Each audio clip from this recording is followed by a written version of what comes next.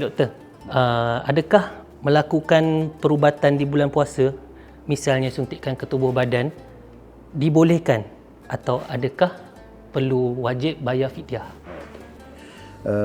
Ya, sebahagian daripada kita ni terpaksa melakukan beberapa pengubatan pada bulan Ramadan, dan ada yang dikenakan suntikan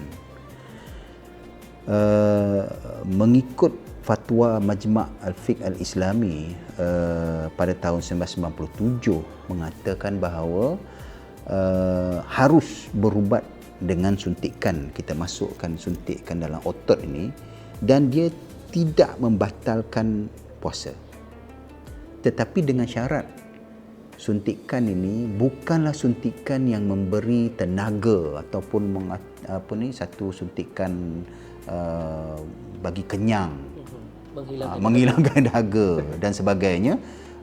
Akhirnya nanti semua orang akan ambil suntikan ni sebab dia tak lapar, dia tak kenyang, dia sihat, dia segar. Yang itu tak boleh. Tapi untuk pengubatan biasa sebenarnya dibenarkan dan tidak membatalkan puasa. Begitu juga dengan suntikan-suntikan yang lain. Cuma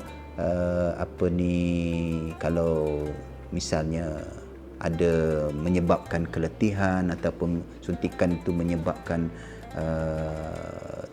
kita berada dalam keadaan lemah sehingga akan terbatal puasa, maka eloklah ditangguhkan suntikan tersebut. Wallahu a'lam. Baik tuan-tuan, tidak keliru lagi, teruskan bersama Sembang Ramadan di episod akan datang. Jangan lupa terus berinfak bersama Yapim.